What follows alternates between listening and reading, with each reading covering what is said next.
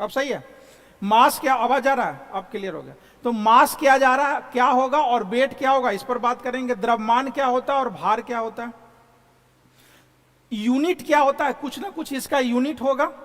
जैसे हम बात करें तो लंबाई पर होगा, कुछ इसके चौड़ाई पर होगा, कुछ इसका मास पर होगा, कुछ इसका एरिया होगा, क्षेत्रफल होगा। कुछ इसको अगर हम बात करें कि इसके अंदर कुछ अगर भर सकते हैं, जो इसके अंदर इलेक्ट्रॉनिक सामान जो अंदर भरा हुआ होगा, छोटे छोटे चिप्स जो डले होंगे, वो उसका क्या होगा, उसके वॉल्यूम को ऑक्यूपाई करते होंगे, यानी उसका कुछ आयतन होगा। तो जो भी चीज पूरा के पूरे यूनिवर्स में एग्जिस्ट करता है वो सब फिजिक्स है। ये हवा जिसको हम नहीं भी देख रहे हैं, जिसको हम क्या करते हैं, अनुभव करते हैं, वो भी क्या है, फिजिक्स है। क्योंकि उसका भी कुछ ना कुछ आयतन होता है, कुछ ना कुछ उसका एरिया होता है। उसको हम जैसे लेंथ में डाल देंगे वैसा लेंथ हो जाएगा। बैलून में डाल देते हैं, लंबा वाला बैलून जो होता है उसमें डाल देंगे तो उसी लेंथ में आ जाएगा, उसी का एरिया कवर कर लेगा, उसी का वॉल्यूम कवर कर लेगा। यानी जो चीज भी आप देख रहे हो वो सब क्या है, फिजिक्स है। खुद की अगर हम बात कर लेते हैं तो हमारे अंदर क्या है, कुछ लंबाई है, लंबाई के सेंस में हम कुछ होंगे, कुछ हमारा क्या होगा, भार होगा, भार के सेंस में होगा, कुछ हम एरिया कवर करते होंगे। अगर हमको किसी पानी के या किसी लिक्विड में अगर डाल दिया जाए तो क्या करेंगे, कुछ हम वॉल्यूम को ऑक्यूपाई करेंगे, कुछ वॉल्यूम को, क्षेत्र आयतन को कुछ हम छेकेंगे। यानी हमारा भी अलग अलग पायदान पर अलग अलग बातें होती है। मेरा बात समझ रहे हैं। तो जिस भी चीज को आज के बाद आप देख रहे हो वो सब फिजिक्स है। पूरा यूनिवर्स जो है वो सब फिजिक्स। अगर हम एनर्जी के बात में कर ले तो एनर्जी भी क्या है, एक फिजिक्स का पार्ट है। चाहे वो हम कर लेते हैं स्थितिज ऊर्जा का बात कर लेते हैं, है ना, स्थितिज ऊर्जा का इंग्लिश पोटेंशियल एनर्जी। अगर हम बात कर लेते हैं काइनेटिक एनर्जी, गतिज ऊर्जा जो है वो भी क्या है। अगर हम बात कर लेते हैं वेव का बात कर लेते हैं, जैसे क्या होता है साउंड वेव जो है, जो आप सुन रहे हो वो क्या है, एक वेव है। ये लाइट क्या है, एक वेव है, तरंग है। तो ये सब क्या है, फिजिक्स है। सबको कंबाइंडली वे में अगर हम जोड़ दें तो वो क्या हो जाएगा, भौतिक हो जाएगा। सही है। तो शुरुआत क्या होता है, शुरुआत हम किसी चीज को मापते हैं तो क्या से मापते हैं, एक से मापते हैं। इसी को इकाई कहते हैं। एक से ही बना क्या, इकाई। तो पहले हम इकाई को समझ लेते हैं, इकाई क्या होता है, और फिर हम धीरे धीरे फिजिक्स को समझते चलते हैं। तो देखिए, अगर हम बात करते हैं कि जिसको हम यूनिट कहते हैं, तो इकाई किसको कहते हैं, इकाई कहते हैं कि कोई एक ऐसा चीज होगा जिसको हम क्या करते होंगे, स्टैंडर्ड मान लेते होंगे। कोई एक ऐसा चीज होगा जिसको हम क्या मानते होंगे, स्टैंडर्ड मान लेते हैं। जैसे मान लेते हैं हमको अगर मापा गया तो क्या होगा कि हमको मीटर में भी कोई माप सकता है, कोई हमको सेंटीमीटर में भी माप सकता है, कोई हमको मिलीमीटर में माप सकता है, कोई हमको फुट में भी माप सकता है, फीट में भी बोल सकता है कि आप 6 फीट के आसपास हो। मेरा बात समझ रहे हो। यानी सबका अलग अलग इकाई होगा, और उन्हीं स्टैंडर्ड इकाई के माध्यम से किसी भी चीज का क्या करना होगा, तुलनात्मक अध्ययन करना होगा। मेरा बात समझ में आ रहा है। यानी हमने क्या किया है, हमने पहले एक स्टैंडर्ड को पता किया है जिसको हमने क्या कहा है, इकाई कहा है, और इसी की मदद से पूरे यूनिवर्स में जो भी चीज घटित हो रहा है उसी को हम बता रहे हैं कि इसी के सापेक्ष हो रहा है। यानी इकाई का मतलब होता है एक। अगर हम बात कर लें इकाई का मतलब क्या होता है, एक। अब यह एक लंबाई के सेंस में हो सकता है, या एक द्रव्यमान के सेंस में भी हो सकता है, या एक भार के सेंस में भी हो सकता है, किसी के सेंस में हो सकता है। मेरा बात समझ रहे हो। तो आप जिस सेंस में बात कर रहे हो वो उसका क्या हो जाएगा, इकाई हो जाएगा। और इकाई का अपना क्या मैग्नीट्यूड, क्या अपना मान है, तो एक मान है। मेरा बात समझे। तो जिस भी सापेक्ष में आप बात कर रहे हैं उसमें उसका एक मान जो हुआ वो क्या हो गया, इकाई हो गया। अब इसी इकाई को अलग अलग तरीके से हम लोग क्या करते हैं, मानते हैं। जैसे कोई बोलेगा हम एसआई मात्रक को मानते हैं, मतलब स्टैंडर्ड यूनिट को मानते हैं। कोई बोलेगा नहीं हम सीजीएस यूनिट को मानते हैं। कोई बोलेगा नहीं हम एफपीएस मात्रा को मापते हैं। कोई बोलेगा नहीं हम एमकेएस मात्रक को मापते हैं। मेरा बात समझ रहे हो। है तो वो एक ही चीज, लेकिन अलग अलग पद्धति में क्या किया जा रहा है, उसके मान को बताया जा रहा है। तो इस चीज को, यूनिट को मापने के लिए हम अलग अलग स्टैंडर्ड को फॉलो करते हैं। जैसे पहला अगर बात कर ले बाबू, तो पहला आपका हो गया एमकेएस। दूसरा बात कर लिया जाए तो ये हो गया आपका सीजीएस। थर्ड बात कर लिया जाए तो आपका एफपीएस हो गया, और फोर्थ बात कर लिया जाए तो आपका एसआई यूनिट हो गया, जिसको हम स्टैंडर्ड कहते हैं, जिसको हम क्या कहते हैं, यूनिवर्सल भी कहते हैं, जिसको पूरे के पूरे विश्व में एक समान माना जाए।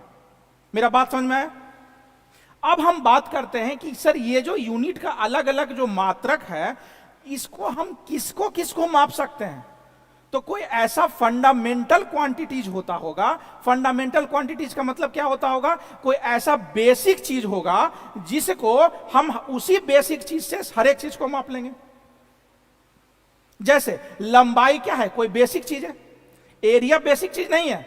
लंबाई क्या है? बेसिक क्षेत्र चीज है। और लंबाई जो है, एक लंबाई और दूसरे लंबाई दोनों को मल्टीपल करके क्या बनाते हैं? एरिया बनाते हैं। जैसे एक लंबाई जो है वह भी एक लंबाई है, कुछ लेंथ है, और जो विड्थ है वो भी तो एक लंबाई ना है, उसका नाम हम विड्थ दिए हैं, वो भी तो एक लंबाई है ना। तो अगर हम बात करें कि ये इसकी लंबाई हो गई तो एक इसका यूनिट हो गया, दूसरा इसकी चौड़ाई हो गई, ये दूसरा हो गया, ये भी एक लंबाई है। अगर दो चीज को मान रहे हैं तो इसको कहेंगे टू डायमेंशन, दो आयामी। जो एरिया होगा वो क्या होगा? दो आयामी होगा। एक में क्या होगा? लंबाई होगा, और दूसरा क्या होगा? चौड़ाई होगा। अगर इसी में हम क्या कर दें, मोटाई को ले लें, तो इसका कुछ मोटाई होगा, कुछ ऊंचाई होगा, तो वो क्या हो जाएगा? थ्री डायमेंशन हो जाएगा। तो हम क्या कर रहे हैं? एक नहीं, दो नहीं, तीन की आयामों को एक साथ ला रहे हैं, तो उसको हम थ्री डायमेंशन कह रहे हैं। दो को ला रहे हैं तो टू डायमेंशन कह रहे हैं, एक को ला रहे हैं तो एक डायमेंशन कह रहे हैं। यानी देखने का सिर्फ नजरिया अलग अलग है। और किसके माध्यम से है? तो एक फंडामेंटल क्वांटिटी की मदद से, जिसको हम क्या कहते हैं? बेसिक चीज। जो बेसिक है, जहां से शुरुआत किया जाता है, उसको फंडामेंटल क्वांटिटी कहते हैं। और उसी से हम क्या करते हैं? इकाई का मात्रक करते हैं। लंबाई रहेगा तो लंबाई का बात करेंगे, टाइम होगा वो भी ये क्या है? फंडामेंटल है। तो इसका भी टाइम का क्या होगा? एक फंडामेंटल क्वांटिटी क्या होगा? इसका समय को बात करेंगे, समय को कोई बोलेगा घंटा में, कोई बोलेगा मिनट में, कोई बोलेगा सेकंड में, तो उसको भी हम देख लेते हैं। ठीक है।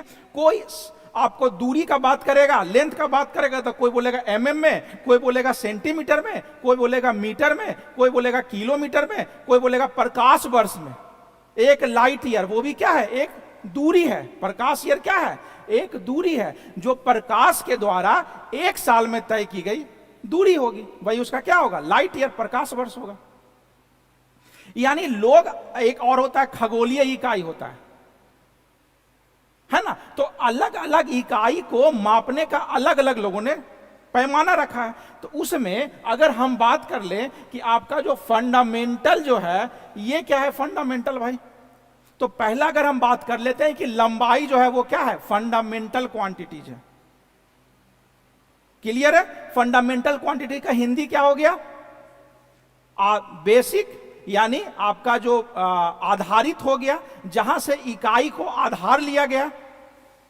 ठीक। तो फंडामेंटल क्वांटिटी का अगर हम बात कर लें, या फिर हम आधारित क्वांटिटी का बात कर लें,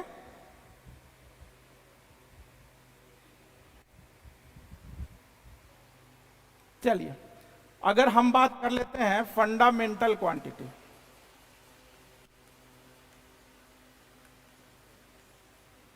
थोड़ा सा हिंदी भी और थोड़ा सा इंग्लिश भी। और हमको नहीं लगता है कि फिजिक्स में बहुत कुछ अलग चीज होगा, क्योंकि कई चीज में ना आपको वेलोसिटी बोलने में आसान होगा, कई चीज में ना इंपल्स बोलने में आसान होगा, संवेग और आवेग में कंफ्यूजन थोड़ा सा होगा। तो इसीलिए हम शुरू से ही क्या कर रहे हैं? थोड़ा सा हम इंग्लिश भी लेके चल रहे हैं और थोड़ा सा हिंदी भी लेके चल रहे हैं।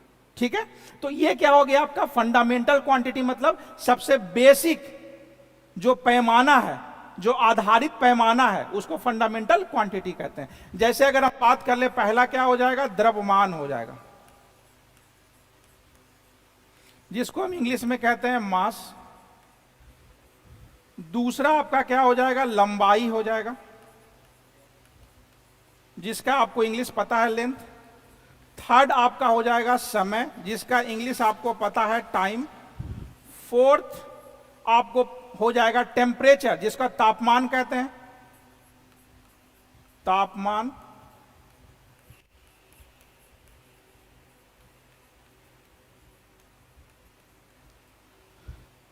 अगला बात अगर हम बात कर लेते हैं, फिफ्थ में बात कर लेते हैं, तो ये आपका हो जाएगा विद्युत धारा, इलेक्ट्रिक फील्ड।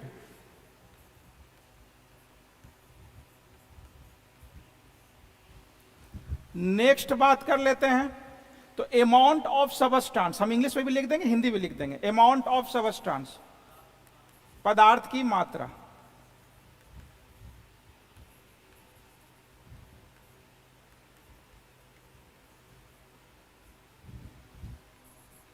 और कौन सा बच गया? 7 होता है लुमिनस इंटेंसिटी। लुमिनस इंटेंसिटी जिसको कहते हैं ज्योति तीव्रता, ज्योति तीव्रता, लुमिनस इंटेंसिटी हम यहां पे लिख देते हैं।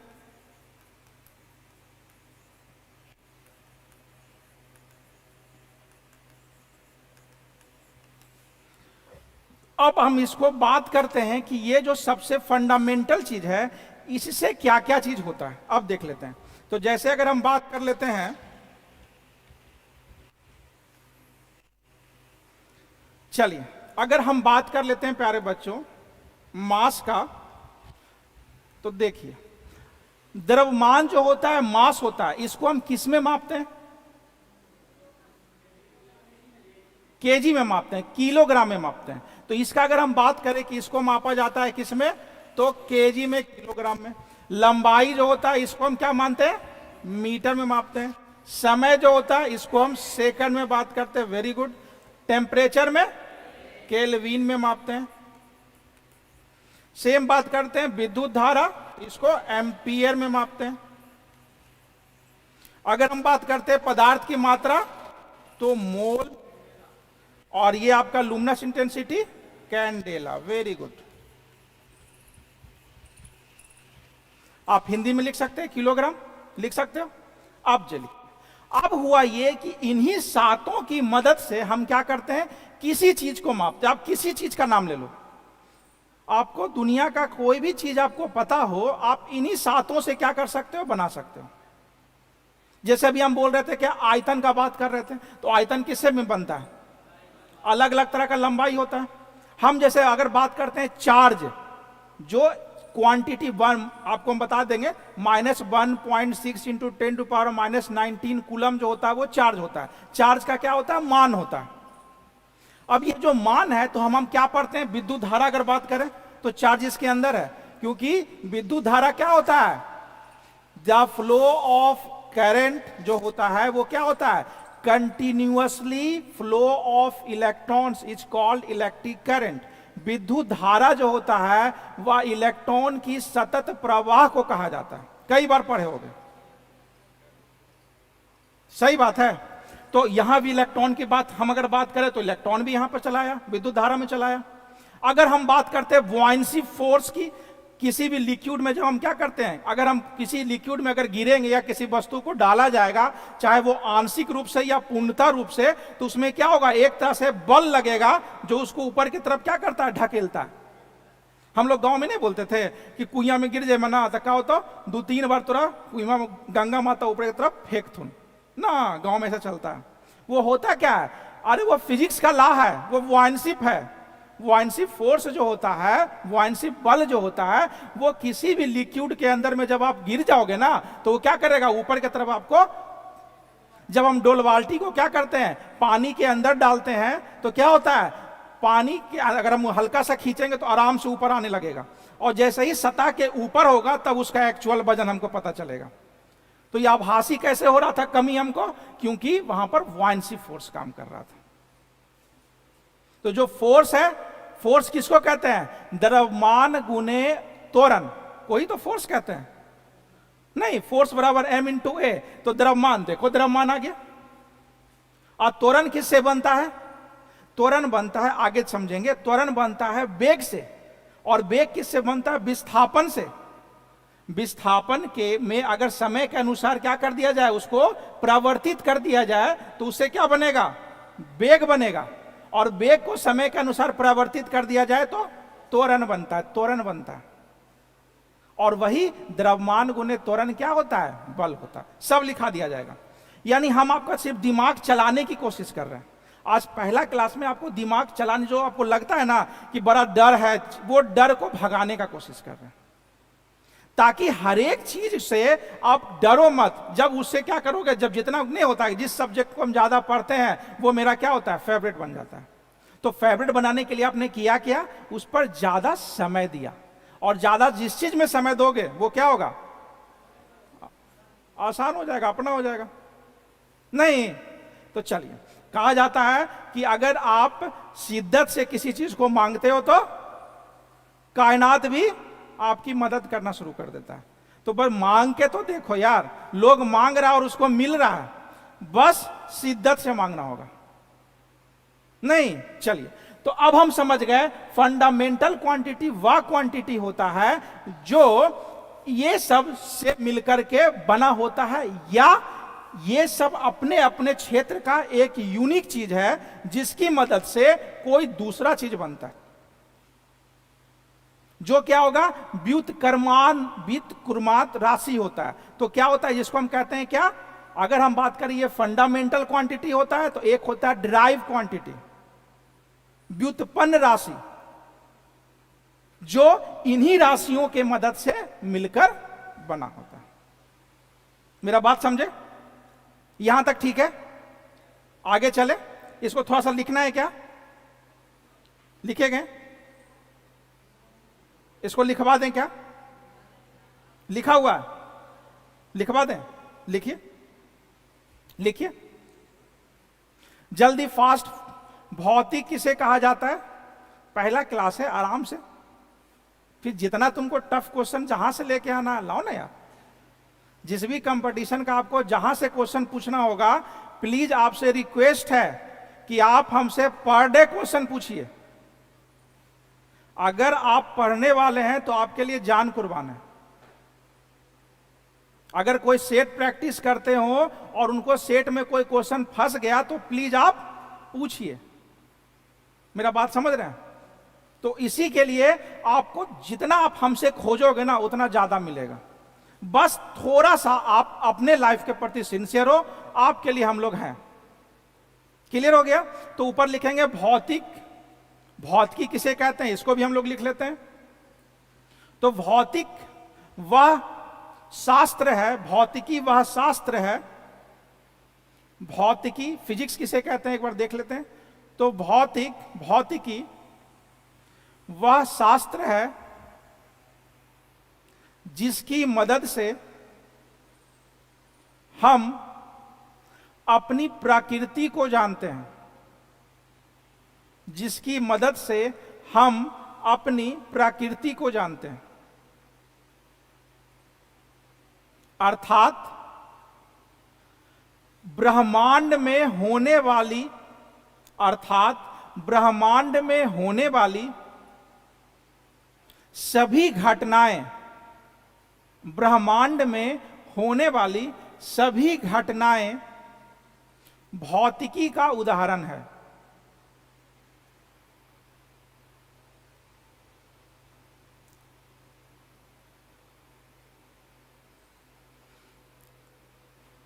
हो गया? फिर नीचे लिखिएगा भौतिक शास्त्र के कई अलग अलग अंग हैं। भौतिक शास्त्र के कई अलग अलग अंग हैं। पहला यांत्रिक भौतिक, यांत्रिक, मैकेनिकल, मैकेनिकल, यांत्रिक, जिसको लिखने में दिक्कत हो रहा है यहां लिख लीजिएगा, है ना, यांत्रिक। दूसरा ऊष्मा। तीसरा प्रकाश।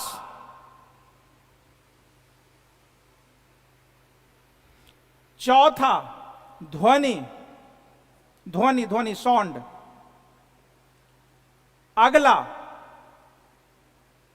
जिसको हम इंग्लिश में कहते हैं मॉडर्न फिजिक्स, इसका हिंदी क्या हो गया, आधुनिक भौतिकी, इसको भी लिखिए। और यही आधुनिक भौतिकी से ना आपका केमिस्ट्री का बहुत चीज निकला है। जब आप केमिस्ट्री पढ़ोगे, संभवतः केमिस्ट्री देखो हो सकता है हम ही पढ़ाएं, तो उसमें जब आपको पढ़ोगे तो उसमें क्या होता है, एटम, मॉलिक्यूल्स, आयंस का जो बात होता है, एटॉमिक स्ट्रक्चर की जो बात होती है, वो सब क्या होता है, वो सब किससे रिलेटेड होता है, इन्हीं आपके मॉडर्न फिजिक्स से रिलेटेड होता है। ठीक है, अब देखते हैं, तो ये सब इनके भाग हो गए। अब ऊपर लिखेंगे इकाई, इकाई अगला देंगे इकाई, इकाई लिख के डैश लिखेंगे, किसी इकाई लिख के डैश, इकाई क्या होता है लिखा देते हैं, किसी भी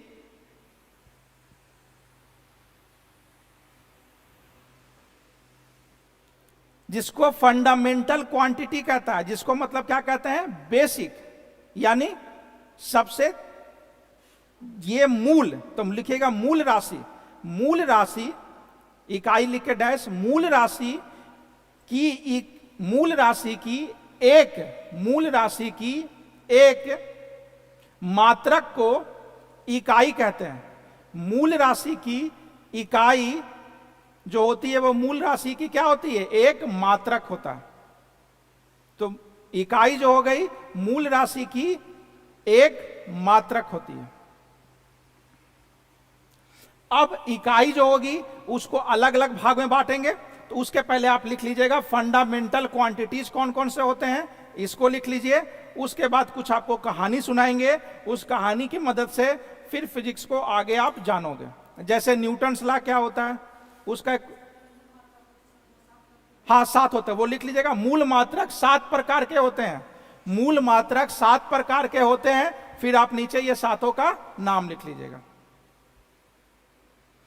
अलग अलग समय पर अलग अलग आपके साइंटिस्ट आए और उन्होंने साइंस को देखने का नजरिया अलग अलग रखा, और उन सभी क्वांटिटी, आप जब तक लिख रहे हैं, जब तक कुछ कुछ आपको हम बोल रहे हैं, उन्हीं की मदद से हम क्या करते हैं, फिजिक्स को, भौतिक को जानते हैं। जैसे न्यूटन भाई साहब आए, तो न्यूटन भाई साहब ने कहा कि नहीं, हर एक चीज जो है ना उसका क्या होगा, कुछ ना कुछ द्रव्यमान होगा, और उस द्रव्यमान में क्या होता है, अगर त्वरण ला दिया जाए, अगर उसमें कुछ ना कुछ वेग ला दिया जाए, तो उसके कारण क्या होगा, उसके अंदर एक भार जनरेट होने लगेगा, एक उसके अंदर क्या होगा, एक फोर्स लगेगा, एक बल लगेगा।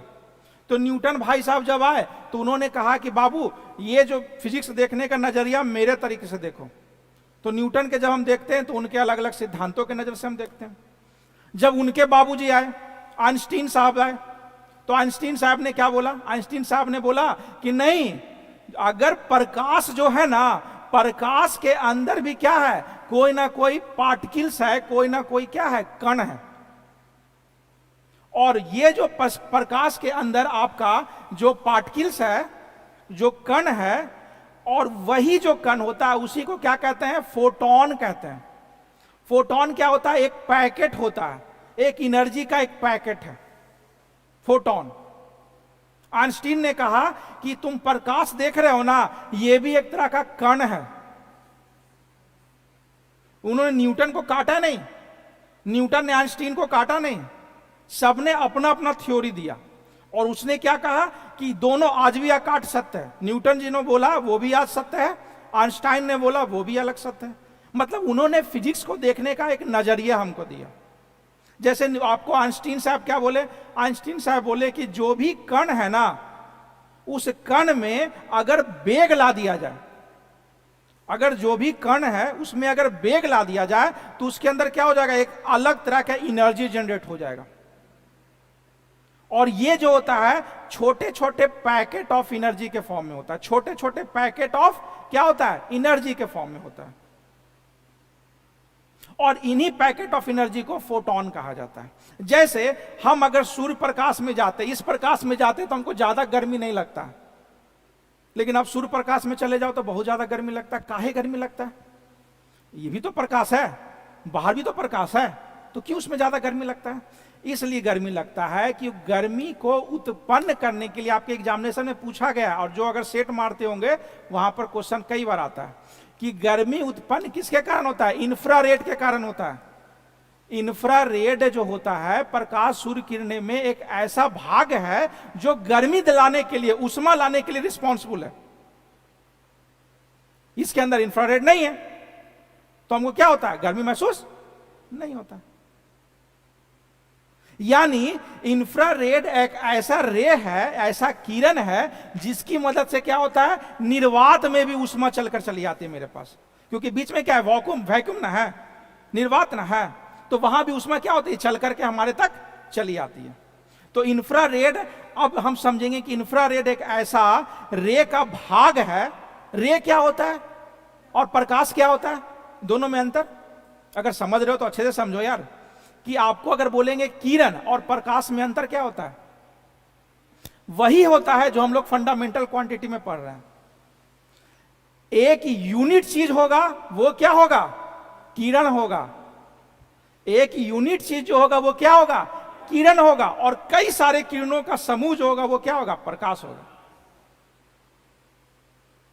पक्का? प्रकाश किरण क्लियर हुआ बाबू, पक्का?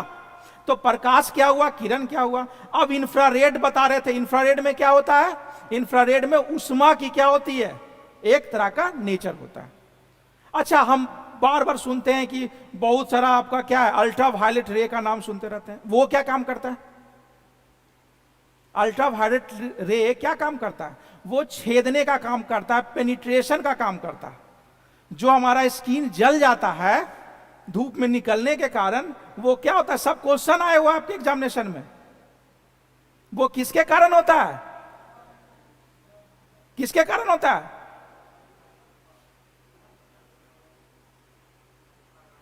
यहां पे नहीं, किसके कारण होता है, अल्ट्रावायलेट रे के कारण होता है। यहां रहना होता है, आप यहां बैठे हो, इससे बहुत महत्वपूर्ण बात वो नहीं है आप कितना लेके घर जा रहे हो और जीवन में क्या उतर रहा है, ये महत्वपूर्ण बात है। बहुत लोग तो इसके द्वारा भी जुड़े होंगे, देख रहे होंगे, अभी नेट पर नहीं देख रहे होंगे, देख रहे होंगे, लेकिन आप इतना मेहनत करो, हम इतना पसीना बहा रहे हैं, क्यों? इसलिए क्योंकि यहां का जो इंट्रैक्शंस होता है ना, इसका अलग बात होता है, ये यहां इंट्रैक्शंस नहीं हो सकता है। मेरा बात समझ रहे हो? हमसे आज से 50 साल, 60 साल, 100 साल तो आगे अमेरिका है, डेफिनेटली बात है ना भाई, लेकिन वहां भी क्यों लाइब्रेरी का बात चलता है, वहां भी क्यों टीचर पढ़ाते हैं फेस टू फेस होकर के। डिजिटल तो आज ना आया, लॉकडाउन की वजह से ना हम लोग अडॉप्ट किए इसको। क्यों ऐसा होता है? क्योंकि इसका कोई तोड़ है ही नहीं। यहां डायरेक्ट आप पूछ सकते हो, मेरी भावनाओं को आप समझ सकते हो, आपकी भावनाओं को हम समझ सकते हैं। यह बात यहां नहीं हो सकता है। मेरा बात समझ रहे हो? तो जब आप यहां पर आए हो तो सिंसियर होना पड़ेगा, कनेक्शन एक होना चाहिए, और यही कनेक्शन आपको क्या करेगा, एग्जामिनेशन में जब आंख बंद करते हो ना तो खोजते हो ना दिमाग में, तो यही चीज वह याद आता है। हमने भी अपने एग्जामिनेशन में बहुत सारा एग्जामिनेशन दिया और कई सारे एग्जामिनेशन को निकाल कर यहां बैठे हुए। जैसे सबसे पहले तो हम इंजीनियरिंग कॉलेज से पास आउट हैं, तो इंजीनियरिंग का पास आउट किए होंगे, वहां पर एग्जामिनेशन दिए होंगे। उसके बाद 5 टाइम गेट क्वालिफाइड है, 5 टाइम्स गेट क्वालिफाइड। गेट क्या होता है? जो बीटेक वाले एमटेक करने के लिए या गवर्नमेंट जॉब में जाने के लिए डायरेक्ट इंटरव्यू के द्वारा क्या होता है, एक कंपटीशन होता है जिसको गेट कहते हैं। ये वाला गेट वन है, गेट होता है ना, graduate aptitude test for engineers. तो वो जो होता है उसको 5 टाइम्स निकाल चुके हैं। फिर एमटेक किए हैं, फिर अभी पीएचडी इनरोल है। अभी इंजीनियरिंग कॉलेज में असिस्टेंट प्रोफेसर जब आपके एज में थे ना, उस समय से हैं। इंदौर में थे इंजीनियरिंग कॉलेज में असिस्टेंट प्रोफेसर, फिर भोपाल में थे, फिर बीच में इंफोसिस में थे, मारुति सुजुकी में जॉब किए हैं, विप्रो में जॉब किए हैं बेंगलोर में। वो सब छोड़ करके फिर हम क्या किए, तो लास्ट में फिर दिल्ली में, हमको पढ़ाना बहुत अच्छा लगता है तो दिल्ली में पढ़ाते थे, और फिर इंजीनियरिंग कॉलेज में फिर प्रोफेसर बने, क्योंकि पढ़ाने में मजा आता था, वहां पढ़ते थे। और कई बार आप जिस चीज का तैयारी कर रहे हैं उसके हम कई बार इंटरव्यू में बैठ चुके हैं। तो आप इस बात को समझना कि हम क्या बोलना चाह रहे हैं। कंपटीशन जो निकाला होता है ना बाबू, उसको कंपटीशन का महत्व पता चलता है, और जो कंपटीशन नहीं निकाला है ना, उसके लिए आपको जो भी बोल दो सब बात सही है ना। तो हमेशा ये बात को समझना कि कंपटीशन निकालने वाला जो इंसान है, जैसे आपके उदय सर है, कंपटीशन निकाले हैं, तो उनसे पूछो कंपटीशन क्या होता है, क्योंकि उनको सटीक रास्ता पता है। टीचर क्या काम करते हैं, जो हम बोल रहे हैं बुक में नहीं लिखा हुआ है क्या? अरे मार्केट का कोई बुक खरीद लो भैया, उसमें लिखा हुआ है। फिर टीचर की आवश्यकता क्या होती है? टीचर क्या काम करता है, उसको डायरेक्ट पता है बाबू कि वहां जाना है तो डायरेक्ट यहां से चले जाओ। और तुम क्या करोगे? तुम बीच में दिग्भ्रमित हो, कभी उधर जाओगे, कभी बैठ जाओगे वहां पर 1 महीना, फिर वो आगे बढ़ोगे, फिर वहां बैठ जाओगे, फिर आगे बढ़ोगे।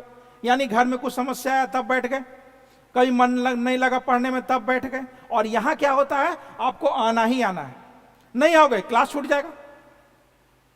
तो तुम इसीलिए यहां पढ़ते हो। दूसरा क्या होता है कि तुमको वही किताब पढ़ने में, काफी पढ़कर समझने में, उस लेवल तक काफी मेहनत लगेगा, काफी समय तुम्हारा चला जाएगा। टीचर क्या करेंगे, समय को बचा देंगे। अगला क्या काम करते हो, टीचर जो होते हैं उनको किसी भी विषय का बहुत डेप्थ नॉलेज होता है। तुम जितने मार्केट में बुक जानते हो उसको उसके पहले से ऊपर के बैठे हैं। जितना तुम्हारा कंपटीशन, आज का भी कंपटीशन होता है, वो टीचर क्या करते हैं, अपने आप को अपडेट करते हैं और आपको पढ़ाने समय उसमें क्या कर देंगे, उसको ला देंगे। तो टीचर का अलग महत्व होता है, इसीलिए आप टीचर के पास पहुंचते हो, वरना सब तो किताब में लिखा हुआ आप भी जानते हो। तो इस बात को सिंसियर होकर के समझना होता है। आज पहला दिन है तो थोड़ा बहुत हम आपको प्रवचन भी दे दिए, नहीं सत्संग जिसको कहते हैं। चलिए, तो अगर हम बात करते हैं कि आपका नेक्स्ट, यहां तक ठीक है, तो आपको क्या लिखा रहे थे बाबू, ये हो गया था, ठीक है। अब इसके आगे चले चले चलिए, देखिए कुछ बेसिक चीज होता है उस, हाँ बोलिए बाबू। हाँ हाँ, उसको बता देते हैं, ठीक। चलिए, हम उसी के तरफ हम आ ही रहे हैं बाबू। देखिए, भाई साहब ने बोला कि सर आपने लिखा उसके बाद MKS, आप पहले इसको डिफाइन कर दो सर। हम बोले कि जिंदगी में कभी भी नहीं भूलने वाले हो, बस तो 2 से 3 मिनट मेरे तरफ सिंसियर रहो, फिर जिंदगी में कभी नहीं भूलोगे। और बाकी तुम पढ़ के कुछ आए होगे। जैसे क्या होता है, M मतलब क्या होता है, मीटर, मास नहीं होता, इसलिए हम आपको साथ में बोलवाते हैं। क्या होता है, मीटर। और K मतलब किलो, यानी किलोग्राम हम पूरा लिख देते हैं, हिंदी में भी लिख देते हैं ना। चलिए, इससे ना मिटता ना जी, आदत। लाइन कट गया बाबू, चलो।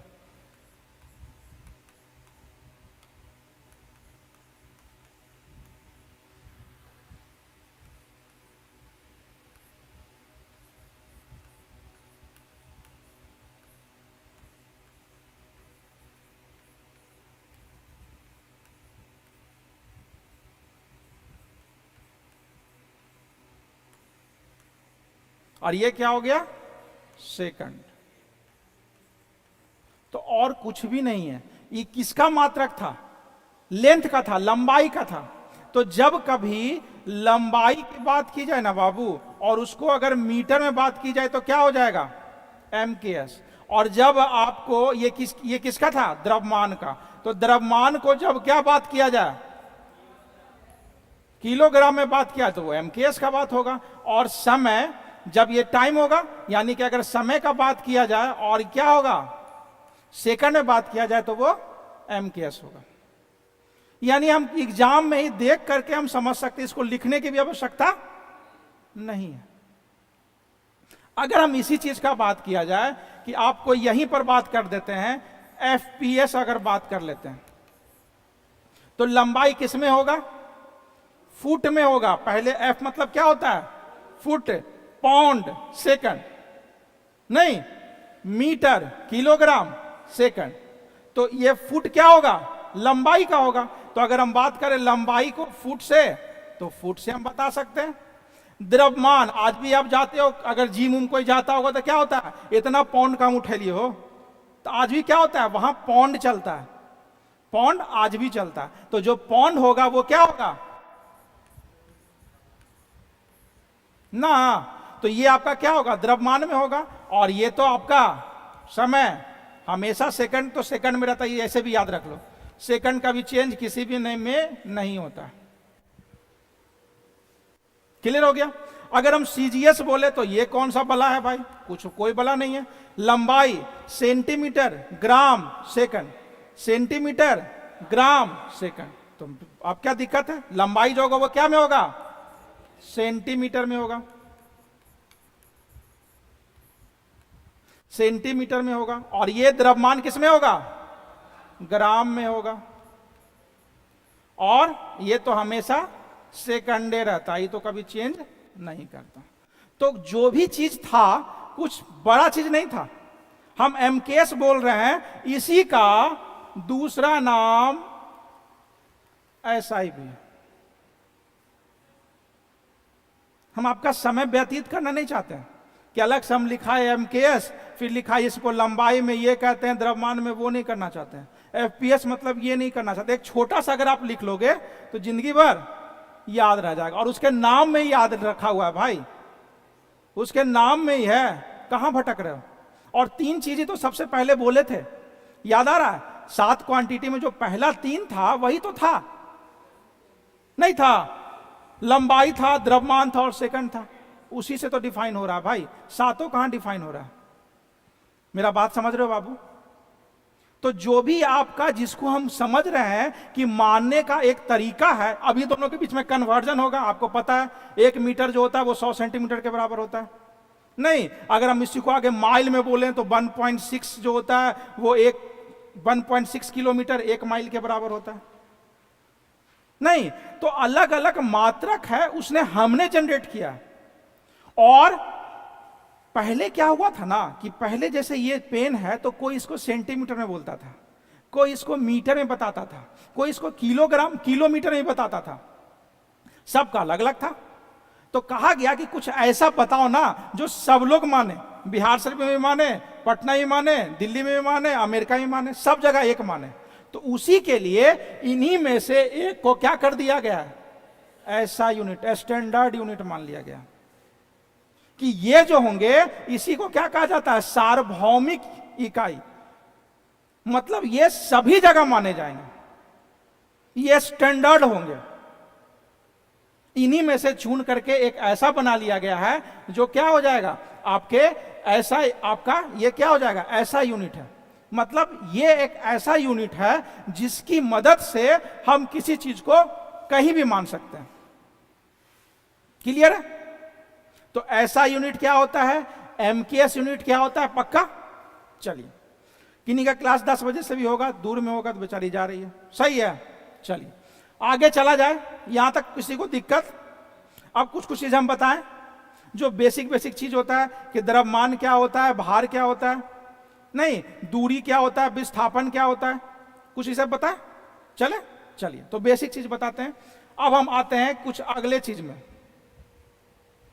चलिए, तो पहला अगर हम बात कर लेते हैं तो चलिए द्रव्यमान और भार में ही अंतर कर लेते हैं। द्रव्यमान, द्रव्यमान क्या होता है? द्रव्यमान हमेशा नियत होता है। हम जितने मोटे आदमी हैं वो कहीं तुम लेके चले जाओ, हमको चंद्रमा पे लेके चले जाओ, हमारा मोटापा कम जाएगा का? दुबला जाएंगे का? हमको पृथ्वी के सेंटर पे लेके चले जाओ, बस हमको गर्मी नहीं लगना चाहिए, ऐसा इक्विपमेंट में डाल देना तो जल ही जाएंगे ना, तो फिर मोटा का नहीं। यानी अगर सेंटर पे भी ले चला गया, ध्रुव पर भी लेके चले गए हम, चंद्रमा पर भी लेके चले गए हम, चाहे हम पृथ्वी से कुछ ऊंचाई पर भी लेके चले गए हम, कहीं पर भी लेके चले जाएं, मार्स पर भी लेके चले, मंगल पर भी लेके चले जाएं, लेकिन क्या होगा? हम जितने मोटे हैं वो, यानी वस्तु का द्रव्यमान नियत होता है। कई बार एग्जामिनेशन में पूछा गया, वस्तु का द्रव्यमान क्या होता है? नियत होता है। तो पहला हम समझेंगे कि यह क्या होता है? नियत होता है, यानी यह क्या होता है? कांस्टेंट होता है। पहला बात समझ गए? ठीक। दूसरा बात क्या होता है? ये किसी भी सिचुएशन के अनुसार, स्थिति के अनुसार ये चेंज नहीं होता है। नियत मतलब तो यही होता है इसका मतलब क्या हो गया, इसका स्थिति के अनुसार जब हम पढ़ाएंगे अभी भार, तो वहां पर समझेंगे कि ना स्थिति भी कुछ चीज होता है और स्थिति के अनुसार भी कुछ चेंजेज होता है। तो ये जो नियत होता है ये आपके इसके मान पर भी नियत होता है, ये स्थितियों के आधार पर भी नियत होता है, सही है। और इस पर समय का कोई प्रभाव नहीं पड़ता है। आप किसी भी समय बात कर लो, जो है ये पेन जितना है इसको 10 साल बाद भी बात कर लो वही रहेगा, सही है। यानी इस पर समय का भी कोई प्रभाव नहीं पड़ता। हाँ, उसका 6 पार्ट हो जाएगा, वो भार से रिलेटेड है। भार में हमारे हम 60 किलो के होंगे तो वहां कितना हो जाएंगे, 10 किलो के होंगे, है ना। ये एकदम बेसिक क्वेश्चन है। चलिए, तो द्रव्यमान क्या हो गया आपका, कांस्टेंट होता है, हमेशा क्या होता है, एक समान होता है। अब जो द्रव्यमान है और भार में जैसा बात कर लेते हैं कि सर भार क्या होता है, जिसको हम वेट कहते हैं।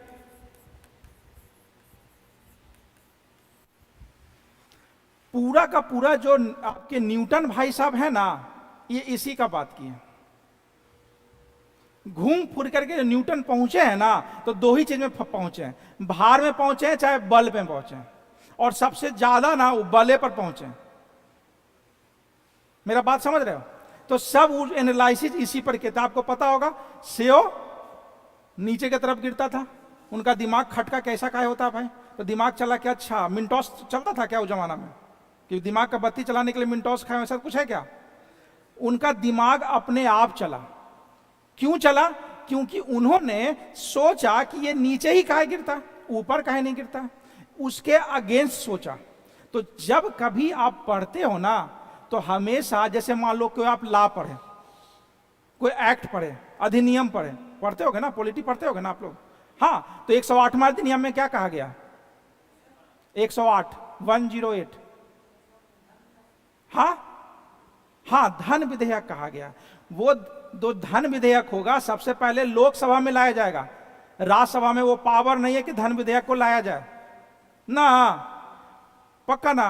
तो हमने क्या कहा, हमने लोकसभा और राज्यसभा को लेकर के चले कि भाई लोकसभा जो होता है वो क्या होता है, अस्थायी होता है, और राज्यसभा क्या होता है, अस्थायी होता है।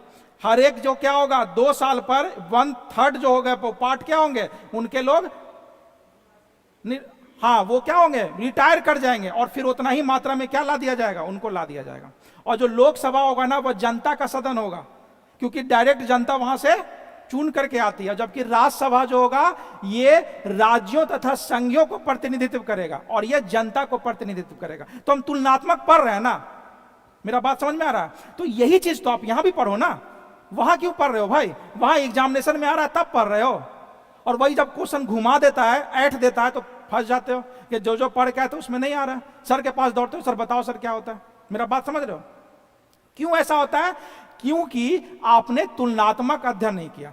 अगर हम बात करते हैं भार, तो भार क्या होता है, भार एक ऐसा चीज होता है जो अपने स्थिति के अनुसार, हम जिस स्थिति पर है ना उसके अनुसार क्या करेगा, उस पर डिपेंड करेगा।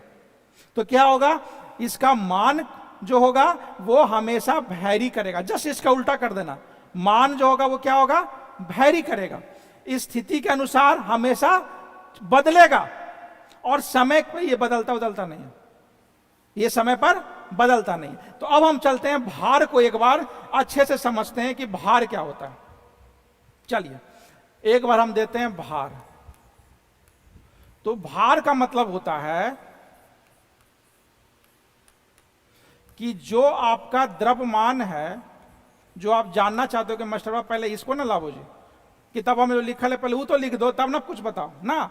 तो जो द्रव्यमान होता है और इनटू त्वरण होता है, यानी वेट जो होता है वो आपका मास इनटू क्या होता है, एक्सेलरेशन होता है। ये आपके किताब में लिखा हुआ, बहुत अच्छा लगा होगा कि ये पहले बोल दो भाई, पहले यही बोल दो उसके बाद आगे बोलना, ठीक है। तो क्या होता है, भार जो होता है वो द्रव्यमान गुने क्या होता है, त्वरण। तो अब द्रव्यमान तो चेंज करता नहीं है, ये तो कांस्टेंट है। तो किस पर होगा, त्वरण पर। अब त्वरण चेंज करता है, त्वरण चेंज, जब त्वरण अभी हम पढ़ाएंगे तो त्वरण क्या होगा वो हम चल लेके देखेंगे, या नेक्स्ट क्लास में त्वरण देखेंगे क्या होता है। तो ये हमेशा क्या होता है, चेंज होता है। जैसे हम समझते हैं, अगर हम स्थिर हैं, अगर हम स्थिर हैं तो हमारा त्वरण क्या होगा, जीरो होगा। त्वरण क्या होता है, तो जब वेग को समय के अनुसार जब चेंज करते हैं, बदलते हैं, तो वो क्या होता है, त्वरण। तो हम स्थिर हैं तब भी क्या होगा, त्वरण जीरो होगा।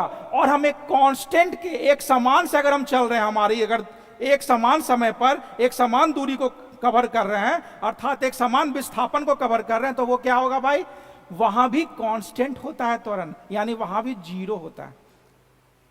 फिर से अगर हम कहें कि एक समान दूरी एक समान समय पर अगर हम तय कर रहे हैं, तो उसका क्या होगा, वेग जो होता है वो कांस्टेंट होता है।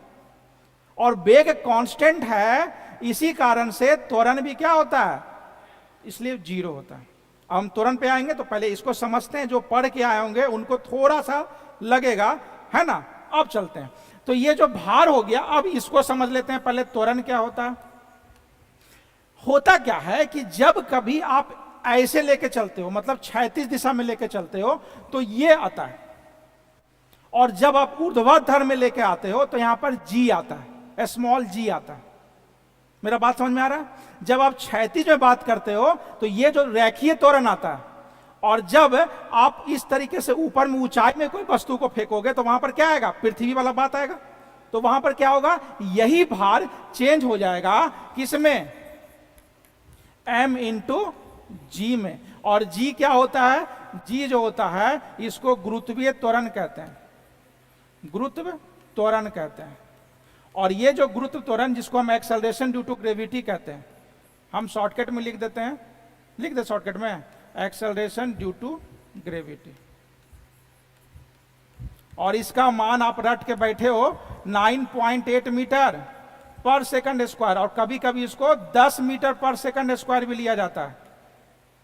जब न्यूमेरिकल आपको बताएंगे तो वहां पर पता चलेगा कि नहीं, 10 मीटर पर सेकंड स्क्वायर भी होता है। मेरा बात समझे। तो ये हो क्या रहा है, ये इस पर डिपेंड कर रहा है। कब, जब आपको क्या करना पड़ रहा हो, ऊर्ध्वाधर में परपेंडिकुलर में बात करना हो रहा होगा, मतलब आपको ऐसे कोई वस्तु को ले जाना होगा। और जब आपको ऐसे ले जाना होगा तो ये ए वाला बात करना होगा। तो ये भी एक त्वरण है और ये भी एक त्वरण है, लेकिन ये क्या है, गुरुत्व त्वरण है। ठीक ऐसे, ये क्या है, गुरुत्व त्वरण, ये भी एक त्वरण है और ये भी एक त्वरण है, ये रेखीय त्वरण है। मेरा बात समझ में आ रहा है।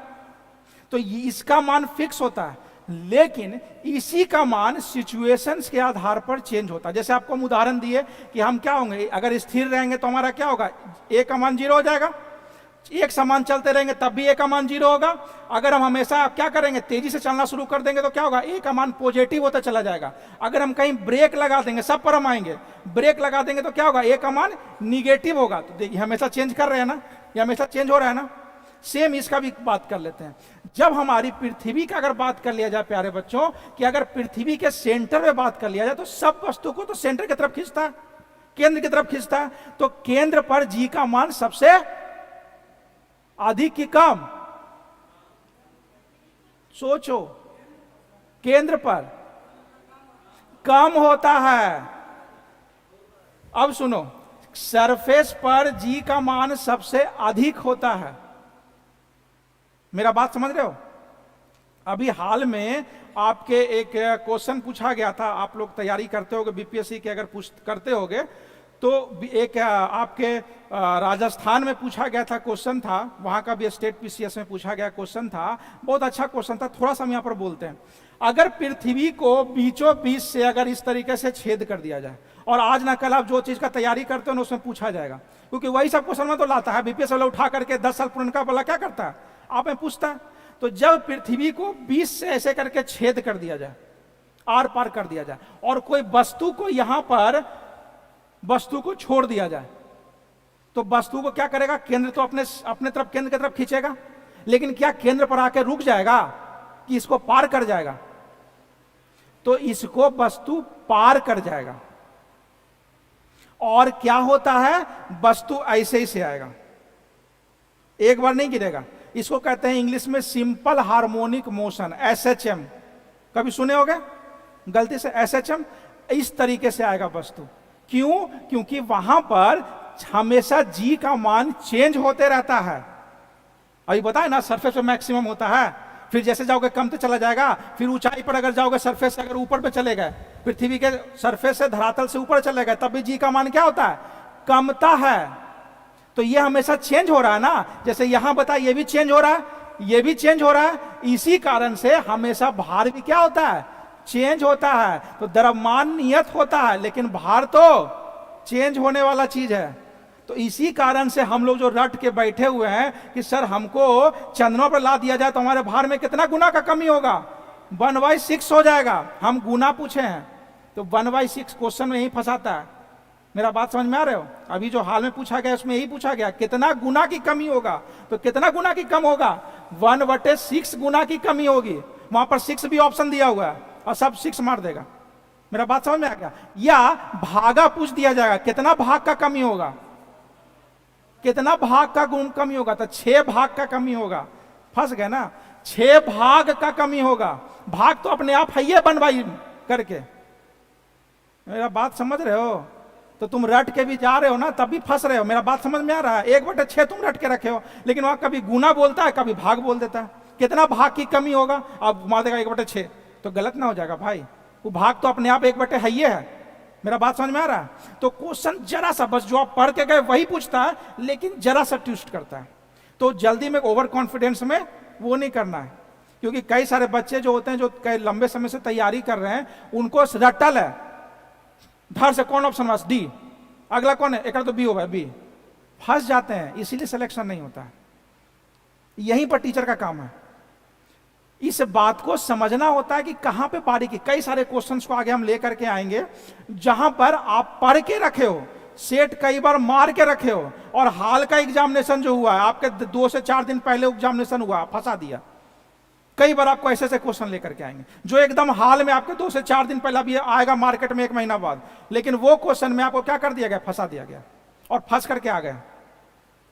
तो जिनका अगले वाले जो शिफ्ट में होगा तो समझ जाएंगे तो अच्छी बात है, उनका सिलेक्शन होगा। तो चीजों को आसान किया जाएगा, बशर्ते आपसे इतना ही चाहिए होगा कि आपको जो भी चीज बोले ना, एटलीस्ट एक बार पढ़ के आना, कुछ हाँ पढ़ के आना। अगर आपके पास अगर कोई किताब पढ़ने का अगर किसी को आदत है, तो उससे बड़ी चीज कुछ है ही नहीं। टीचर से आप कितना भी पढ़ लीजिए और साथ में किताब पलटोगे ना, तो वो जिंदगी भर तुम्हारा अपना हो जाएगा, क्योंकि उसमें तुम्हारा अपना मेहनत किया हुआ है। यहां पर जो बोल रहे हैं ना, ये मेरा मेहनत है, और मेरे मेहनत से तुम क्या कर रहे हो? इन्फ्लुएंस हो रहे, प्रभावित होकर के तुम क्या कर रहे हो? तुमको आ रहा है। लेकिन जरा सा उस पर सेट मार लो, एक बार क्या कर लो, एनसीईआरटी का बुक थोड़ा सा पलट के देख लो, तो वो क्या होगा? आपका अपना हमेशा के लिए हो जाएगा। मेरा बात समझ रहे हैं? तो हमेशा भार जो होता है वो क्या होता है? ये चेंज करता है, चाहे वो रेखीय हो चाहे वो क्षैतिज हो, लेकिन द्रव्यमान कभी भी चेंज नहीं करता। पक्का? चंद्रमा पर जो होता है वो G/6 हो जाता है, पक्का? अब भार किन किन चीजों पर बात निर्भर करता है? तो भार निर्भर करता है किस पर? इस स्थिति पर निर्भर करेगा कि उसका पोजीशन सरफेस के इनर पार्ट में है या आउटर पार्ट में या सरफेस पर है। दूसरा क्या निर्भर करेगा? आकार पर भी निर्भर करता है ना? अगर पृथ्वी से ज्यादा किसी का जी का मान हो तो वहां पर क्या होगा? वहां पर 9.8 रहेगा कि उससे ज्यादा हो जाएगा? उससे ज्यादा हो जाएगा ना। तो जितना ज्यादा अगर कोई चुंबक बड़ा होगा तो उसका चुंबकत्व भी क्या होता है? अधिक होता है। और पृथ्वी कैसा चुंबक है? पृथ्वी ऐसा चुंबक है जो केवल आकर्षित करती है। चुंबक क्या होता है? आकर्षित भी करता और रिपल्सन भी करता है, मतलब प्रतिकर्षित भी करता है। लेकिन पृथ्वी कभी किसी को प्रतिकर्षित नहीं करती है, हमेशा क्या करती है? आकर्षित करती है। तो ये चुंबकत्व का गुण द्रव्यमान पर भी डिपेंड करता है, जिस वस्तु पर है उसका द्रव्यमान पर भी डिपेंड करता है। और किस पर डिपेंड करता है? और किस पर डिपेंड करता है? समय पर डिपेंड नहीं करता है। और डिपेंड करता है जो वस्तु है ना, जैसे पृथ्वी का जो खगोलीय चीज है वो क्या होगा? घूमेगा ना, तो उसके घूर्णन गति पर भी डिपेंड करता है। हमारे आसपास का जो वायुमंडल है पृथ्वी पर ही क्यों है भाई? और का दूसरी जगह पे कहीं नहीं है वायुमंडल, क्योंकि पृथ्वी की घूर्णन गति इस तरीके से है जहां पर क्या होता है, गैसें आकर के क्या हुआ है, इसके पास आकर के चिपकी हुई है। ऋतुएं इस तरीके से यहां पर चेंजेज होती है, इसका क्या है, आपके सूरज से एक फिक्स डायरेक्शन है, इसके लिए भी रिस्पॉन्सिबल है। बहुत ज्यादा अगर रहता नजदीक तब भी गर्म होता, बहुत ज्यादा दूर होता तब भी क्या होता, ठंड होता। और पृथ्वी क्या हो रहा है, अपने जो अक्ष पर घूम रही है, तो उसमें क्या होता है, कभी आप अगर पढ़ते होगे तो नॉर्थ हेमिस्फीयर जो है, ये वाला नॉर्थ हेमिस्फीयर उत्तरी गोलार्ध, और कभी दक्षिणी गोलार्ध, तो कभी उत्तरी गोलार्ध में क्या होता है, यह हम लोग कहाँ है, यहाँ है कि यहाँ है, इंडिया कहाँ है, यहाँ के यहाँ है, इंडिया कहाँ पर है, यहाँ है। इंडिया कहाँ है, दक्षिणी गोलार्ध में है। और जो हम लोग को ऋतु जो चेंजेस हो रहा है, ये गोलार्ध पर भी डिपेंड कर रहा है और इसके घूर्णन गति पर भी डिपेंड कर रहा है। तो जी का मान घूर्णन गति पर भी डिपेंड करता है। क्यों? क्योंकि वायुमंडल को अपने तरफ खींच करके रखा हुआ है। और जो हल्की गैसेज होती हैं उस पर क्या होता है, कम प्रभाव होता है, क्योंकि वो हल्का है, तो वो क्या होगा, वो ऊपर चली जाती है। जैसे आपका कौन है, हीलियम, क्या है, हल्की गैसेज है। और जो इनर्ट गैसेज होता है उसका क्या रोल होता है, मतलब अक्रिय गैसेज का क्या रोल होता है, अक्रिय गैस का क्या रोल होता है, अक्रिय गैस का, अक्रिय गैस क्या होता है पता है, इनर्ट क्या होता है, इनर्ट गैसेज नहीं पता है, अच्छा कोई बात। अक्रिय गैस वह होती है जो क्रिया नहीं करती। जो पहले वाला बॉल्वा होता था ना, 60 वाट 100 वाट वाला शीशा वाला, याद आ रहा है, तो उसके अंदर क्या भरा होता है, अक्रिय गैस। काहे कि वो रिएक्शन किसी के साथ प्रतिक्रिया नहीं करता।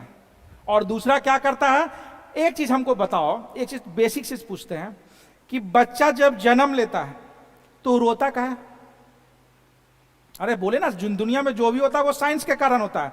तो बच्चा जो जन्म लेता है ना, तो वो जो पेट के अंदर होता है, तो पेट के अंदर का दबाव और पेट के बाहर का एटमॉस्फेरिक प्रेशर, उसको वो मिनिमाइज करने के लिए पूरा शरीर लाल करके रोता है, पूरा ताकत लगा के रोता है, क्योंकि उस पर क्या हो रहा है, एटमॉस्फेरिक प्रेशर काफी बढ़ रहा है। और यही एटमॉस्फेरिक प्रेशर उसको ताकत देता है लड़ने के लिए। इसी कारण कोई भी बच्चा हंसता हुआ पैदा नहीं होता, रोता हुआ काहे पैदा होता है, इसका कारण क्या, यह भी क्वेश्चन पूछा गया एग्जामिनेशन में भैया। एटमॉस्फेरिक प्रेशर के कारण वो, इसीलिए क्या होता है, बच्चा जो भी होता है ना, चाहे वो हमारे साथ काला हो चाहे तुम्हारे साथ गोरा हो, वो शुरुआत में क्या होगा, लाल एकदम होता है, रोता तो पूरा लाल होकर रोता है। काहे रोता है, इसलिए क्योंकि उसका जो शरीर होता है ना, उस पर एटमॉस्फेरिक प्रेशर काफी अधिक पड़ता है। और हमारे पर 60 हाथियों का बल लग रहा है। इसी कारण से हम लोग इसके बचपन से अभ्यस्त हैं, इसलिए हमको अंतर नहीं पड़ता। लेकिन जैसे ही जब पैदा होते तो कोई बच्चा इसलिए रोता है, यह भी क्वेश्चन पूछा गया। ठीक, तो एटमॉस्फेरिक प्रेशर को बना के रखने में यही जी रिस्पॉन्सिबल है। ये जी, पृथ्वी का जी, इसी कारण से क्या होता है, इसी कारण से हम लोग यहां पर रह पा रहे हैं। आगे हम बात करते हैं कि हम नजदीक चंद्रमा है कि आपका मंगल है, नजदीक मंगल है कि चंद्रमा है, कौन है, चंद्रमा। तो चंद्रमा पर हम लोग काहे न बसने का बात करते हैं।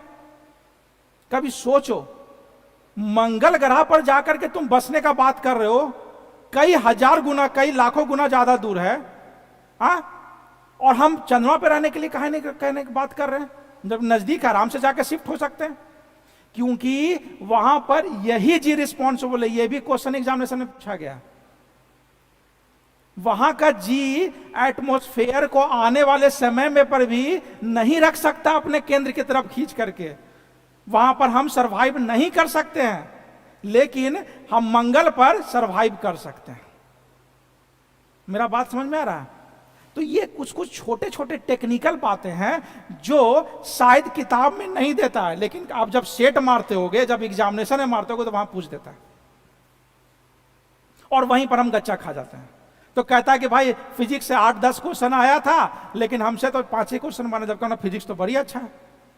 लेकिन तुम फिजिक्स को अपने नेचर से नहीं जोड़ रहे हो, और जो भी कंपटीशन है ना, वो तुम्हारे नेचर से जोड़ के पूछ रहा है। मेरा बात समझ रहे हो? आप आइंस्टाइन का नियम क्या है, फैराडे का नियम क्या है ना, आपके केल्विन क्या भाई साहब बोले थे, आपके न्यूटन भाई साहब क्या बोले थे, आप इस पर रह जा रहे हो, और वो उस पर एग्जाम वहां पर है ही नहीं। एग्जाम का पैटर्न कुछ और है। आज का एग्जामिनेशन आप दे रहे होगे, सेट मारोगे तो आपको पता होगा भाई साहब। तो आपको यही चीजों को बताने के लिए हम यहां पर आए। आपका भी तो हम क्लास खत्म कर रहे हैं क्योंकि समय हो गया है। नेक्स्ट जो होगा आपका, नेक्स्ट क्लास कल होगा। कल इसके बाद पता करेंगे। और जो जो चीज आपसे रिक्वेस्ट है कि एक बार आप किताब को पढ़ के आना, ताकि 2-4 बॉन्ड्स आए उधर से, कुछ क्वेश्चनों का झड़ी आए। और मेरा पढ़ाने का तरीका यही है। क्या बाबू? औसत बुक एनसीईआरटी पहले पढ़ो। यूट्यूब पर बिल्कुल मिला हुआ है। देखो, किस पर बोल रहे हो? यूथ पर। हाँ, देखिए, सबसे पहले फॉलो करना एनसीईआरटी। एनसीईआरटी एक ऐसा, क्यों कोई टॉपर एनसीईआरटी एनसीईआरटी बोलते रहता है जी? बड़ी पतला बुक तो आता है एनसीईआरटी, काहे बोलता है? पगला है वो? नहीं। टीचर काहे बोलते हैं एनसीईआरटी? काहे को तो पढ़ाई रहे हैं, सब तो एनसीईआरटी वाला ही पढ़ाएंगे, और बाकी जो एग्जाम वाला है सब पढ़ाएंगे, बाकी जो किताब उताब छूट गया सब पढ़ा देंगे। तो फिर एनसीईआरटी वो भी काहे बोलते हैं? इसलिए कि एनसीईआरटी एक ऐसा ब्रह्मास्त्र है जिसको तुम जितना बार पढ़ोगे ना वो पेजवा को, उतने बार दिमाग में क्लिक होगा कि वो तुरी के ये बात वो बोलता है। ये गुण केवल और केवल एनसीईआरटी में। तुमको लगा ना कि तुम 10 मिनट में तुम 5 पेज 6 पेज पढ़ जाते हैं सर, कुछ है सर, देखा ना, धर धर धर धर। लेकिन जब तुम स्थिर से पढ़ोगे ना तो लगेगा ओ तुरी के, इस बार का जो क्वेश्चन था यहीं से तो पूछा गया। और यही टॉपर बोलता है कि इसको इतना बार रिवीजन कर लो ना कि इसका एक एक लाइन तुम्हारे दिमाग में आ जाए। तो एनसीईआरटी को सबसे पहले फॉलो करना। बाकी कोई भी एग्जामिनेशन जो हो रहा है ना, एनसीईआरटी को और जो भी आपको पढ़ाया गया वो, और जो भी एग्जामिनेशन हो रहा है ना, उसका क्वेश्चन सीधे ला करके दागो। तुम नहीं दागोगे तो हम हैं, जो नया नया एग्जाम होगा उसका हम क्वेश्चन लाएंगे, लेकिन हम चाहेंगे कि उधर से दागा जाए डायरेक्ट। उससे क्या फायदा होगा? उससे आपका फायदा होगा कि आप जितना क्वेश्चन दागोगे ना, मेरा उतना रेंज फैल जाएगा। आप देख करके देखना, ठीक, मेरे समझाने का दायरा उतना ज्यादा फैल जाएगा। और टीचर का सही उपयोग ऐसे ही किया जाता है। क्वेश्चन दागा जाता है कि सर ये भी बताओ, ये भी बताओ। तो टीचर अच्छा तब ज्यादा अच्छा खुलकर पढ़ा पाएंगे जब आप उनसे सीखोगे तब। और वो थोड़ा सा वही कर पाएगा बच्चा जो घर में क्या करता है? पढ़ता है। तो हम यही चाहेंगे कि आपके तरफ से पर डे कुछ ना कुछ क्वेश्चन दागा जाए। सही बात है। और देखना, एक अलग तरह का बॉन्ड बनेगा जो यहां बिहार शरीफ में इतने नहीं करते हैं। बिहार शरीफ के टीचर, मैक्सिमम टीचर जो हैं वो इतना नहीं करते। उदय सर जैसे टीचर बहुत कम है बिहार शरीफ में। आपको पता होगा भाई साहब कि उदय सर जैसे टीचर बहुत कम है। और जितना आप अपना मैक्सिमम करते हो ना, किसी दिन मैक्सिमम पढ़ के करते हो ना, जब एग्जामिनेशन में, अगला दिन एग्जामिनेशन में पढ़ते हो ना, उतना पर डे इंसान करते हैं, उदय सर करते हैं। आपको करंट अफेयर्स हुआ पढ़ाते हैं ना, आप खुद सोचो करंट अफेयर्स के लिए कितना समय उसको उनको व्यतीत करना पड़ता होगा। रात में कम से कम 3 से 4 घंटा पढ़ना पड़ता होगा भाई साहब, क्योंकि करंट अफेयर्स का कोई भी क्वेश्चन लाते हैं तो उसको कोरिलेट करके बताते हैं कि बाबू ये है तो इसका राजधानी ये है, इसका मुद्रा ये है, इसके प्रधानमंत्री है, इसका ये है, यहां पर ये बन है, यहां पर ये दर्रा, ऐसा कुछ बताते होंगे। ये बहुत मेहनत लगता है। तो मेहनत का सम्मान करो और खुद मेहनत करो। जो खुद मेहनत करता है ना, वही मेहनत का सही हक सम्मान कर सकता है। तो चलिए आज का क्लास हम यहीं पर रखते हैं। जय हिंद।